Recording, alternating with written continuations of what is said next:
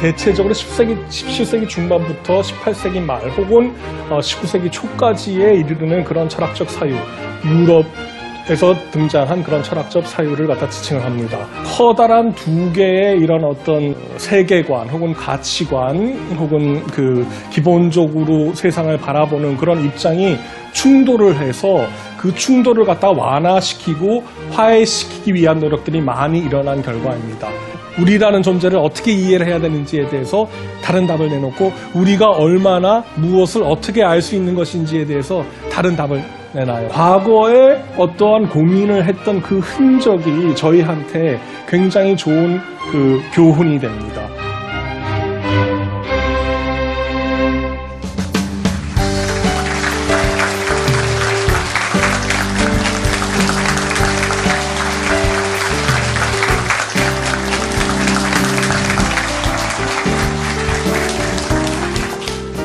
네, 오늘 강연은 그 데카르트에 대한 첫 번째 강연이 될 거고요.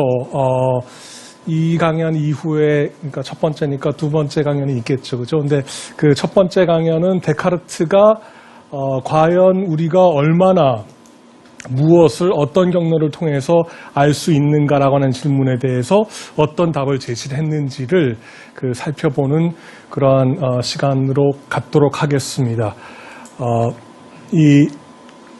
제가 그 부제에도 그 얘기를 했듯이 감각이 아닌 이성의 힘이라고 하는 그러한 그 우리의 인식적인 어떤 능력을 특별히 강조한 것으로 우리가 데카르트를 이해를 할 수 있을 텐데요.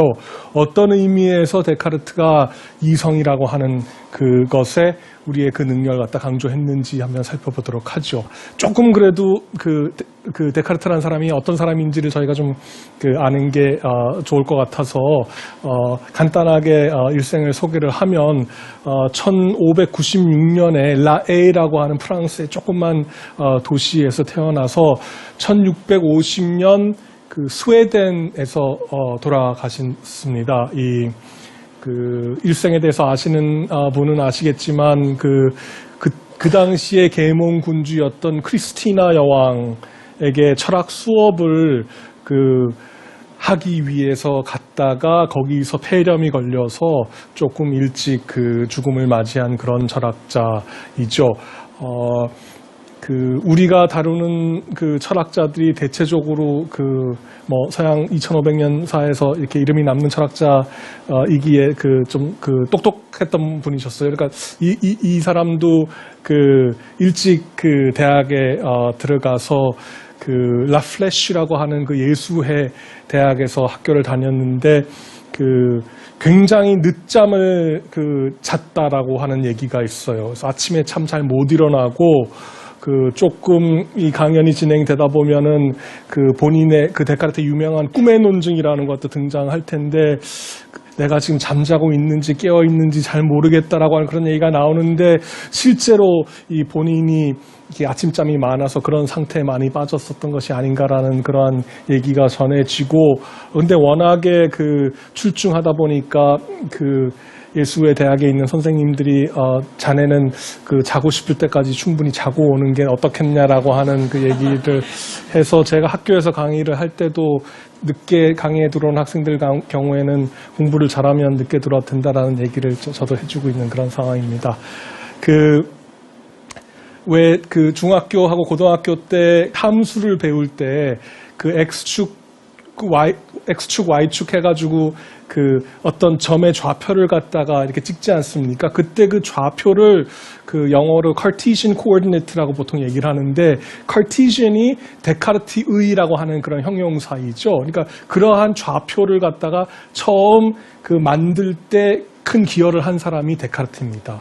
그러니까 기하학을 대수적으로 표현하는 대수 기하에서 큰 역할을 했던 철학자가 데카르트이고 광학에도 혁혁한 공로가 있었고 그러니까 이 당시 철학자들의 특징 중에 하나였던 것이 뭐냐면 한 분야에서만 이렇게 활동했던 것이 아니라 과학, 수학, 철학 모두에서 이렇게 활동을 했던 그러한 분들이 꽤 있었는데 라이프니츠 같은 철학자가 또 다른 그런 예이고요. 데카르트 역시 그러한 업적이 있습니다.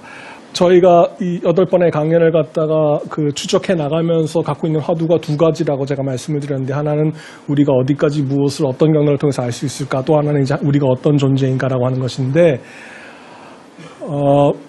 이 데카르트가 왜 독보적인 존재냐라고 하는 질문을 만약 하게 된다면, 이제까지 우리가, 아니면 이제까지라기보다 하여튼 데카르트 이전까지 사람들이 생각해 왔던 그 가장 좋은 삶의 경로가 사실은 그렇게 좋은 삶의 경로가 아니라 다른 방식의 삶의 경로, 보다 다른 방식으로 세상을 아는 것이 좋다라고 하는 그러한 대안을 제시하고 새로운 어떤 그 입장을 제시를 했기 때문에 이렇게 그 주목을 받는 것이 아닐까라는 생각이 들고요. 이 크게 대별되는 것이 그 첫 1강에서도 제가 그 말씀을 드렸었는데, 이 감각과 이성이라고 하는 그 두 가지의 삶의 경로가 있을 때, 그 이성이라고 하는 우리의 그런 사유 능력을 갖다가 강조하고 그것이 가질 수 있는 힘이 어떤 것인지를 보여준 철학자가 아닐까 생각됩니다. 그러니까 감각적인 삶은, 감각을 통한 삶은 모두 다 이해를 하시죠, 그죠? 지금 여기에 사람이 있죠, 제가 있죠, 그죠? 예, 왜 어떻게 있는지를 아시죠?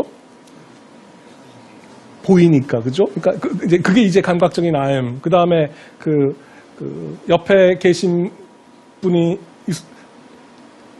옆에 사람이 계신가요? 네. 보지 않아도 어떻게 아세요? 예? 느껴지면 촉각이고, 그죠? 들리면 청각이고, 이건 다 감각적인 삶인 것이죠. 근데, 그러니까 그러한 감각의 이 경로를 통해서 주변에 무엇이 있는지를 아는 것이 아니라 어떤 사유하는, 생각하는 능력을 가지고 무엇을 아는 그 능력이 그 이성적 능력입니다. 자, 그러면 이성적 능력을 통해서 이렇게 사유하는 능력을 통해서 알게 되는 대상들에는 어떤 것들이 있을까요?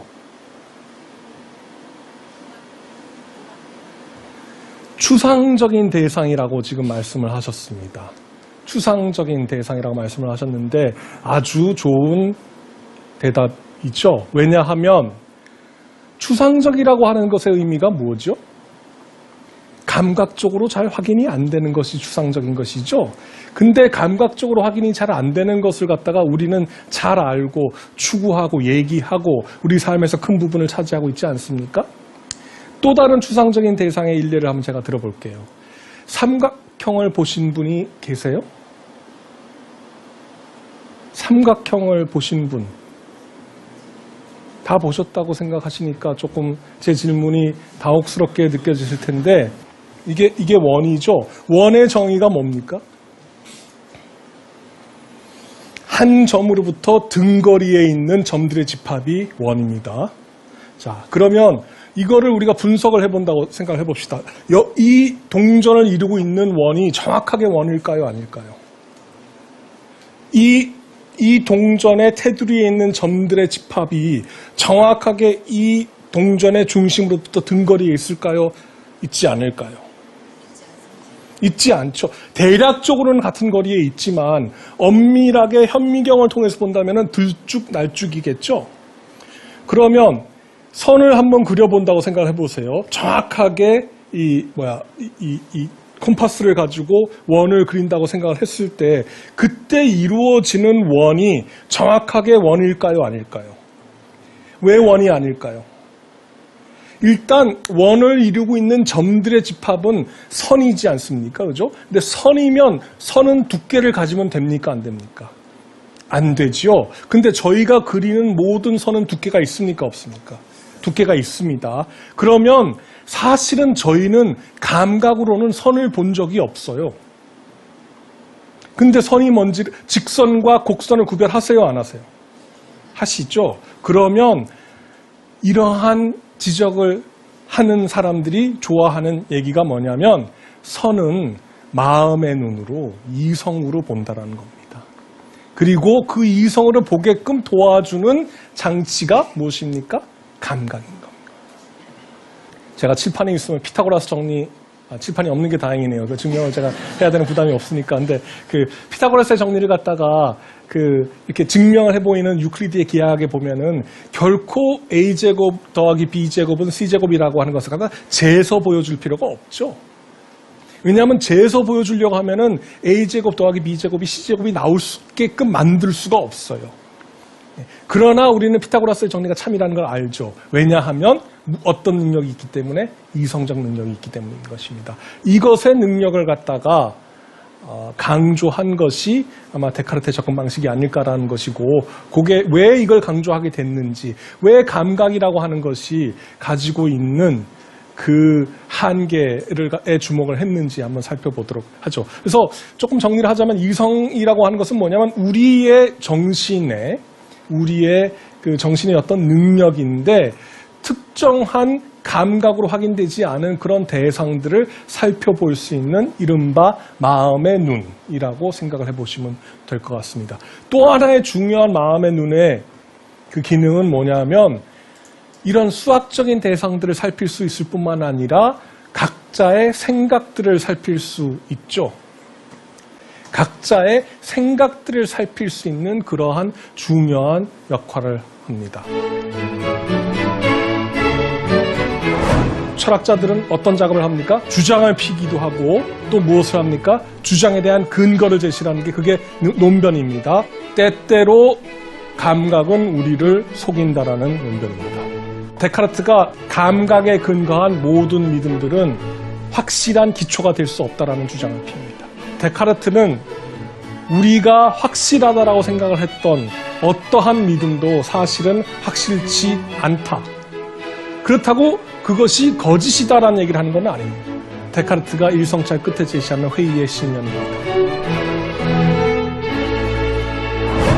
그러면 왜 데카르트는 어떠한 이유에서 우리 마음의 눈 혹은 이성적 능력에 대해서 관심을 갖게 되고 또 왜 기존의 사유의 방식들 혹은 IM의 방식들을 갖다가 문제가 있다라고 생각을 했는지 그 데카르트의 근본적인 동기에 대해서 조금 생각을 해보죠.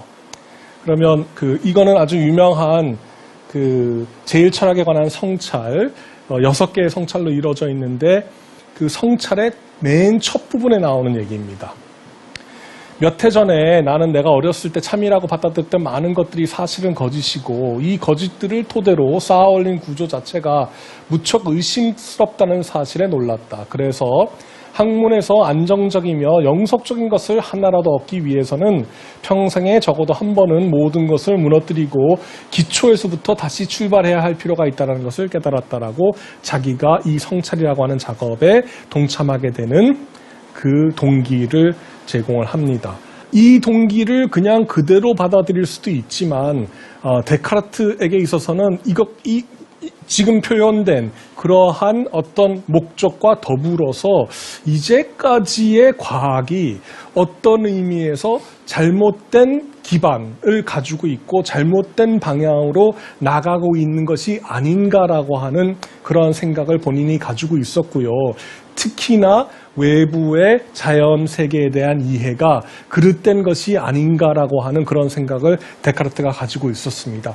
특히나 중세 아리스토텔레스주의, 제가 앞선 강의에서 말씀드렸던 중세 아리스토텔레스주의에 입각해서 이해하고 있는 자연이라고 하는 것이 잘못된 자연에 대한 이해가 아닌가라고 하는 생각을 데카르트는 갖고 있어서 기존의 과학과 기존의 어떤 접근 방식을 갖다가 강력하게 한번 비판을 해보고 싶은 그러한 의도도 있었습니다.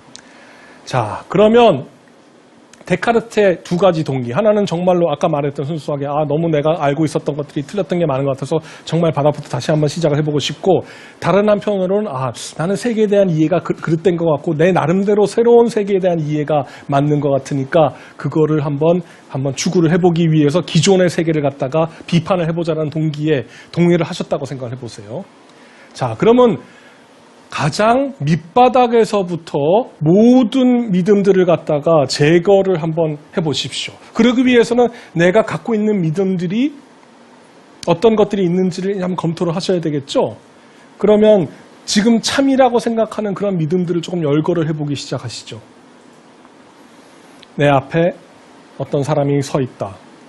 그 사람은 이 갈색의 옷을 입고 있다. 갈색 바지를 입고 있다. 검은정 신발을 신고 있다. 내 옆에 사람이 한 사람이 있다. 두 사람이 있다. 세 사람이 있다. 또 앞에는 화면이 있다. 그 정도일까요? 아니죠. 훨씬 많죠. 내겐 손이 있고 내겐 코가 있고 나도 옷을 입고 있고 내가 신발이 있고 나는 내 밑에는 바닥이 있고 바깥에 나가면 전철역이 있고 전철역은 서울 시내에 있으면서 자, 자기의 믿음들을 나열하기 시작하다 보면은 내가 갖고 있는 믿음을 다 없애기 위해서 나열하다가 일을 다 볼 수 있는 경우가 생기겠죠. 너무 믿음이 많아서. 그래서 내가 갖고 있는 기존에 생긴 믿음들인데 잘못될 수 있는 믿음들이 많은데 너무나 많으니까 이 믿음들을 체계적으로 정리를 해서 제거를 해나가는 것이 중요하지 않겠냐라고 하는 생각을 데카르트가 하게 되고 이것이 이른바 방법적 회의입니다. 체계적으로 방법적으로 모든 믿음들을 분류를 해서 이 믿음들을 갖다가 제거를 해내고 의심의 이유가 있는지를 생각해 보자라는 것이 방법적 회의의 한 가지 의미.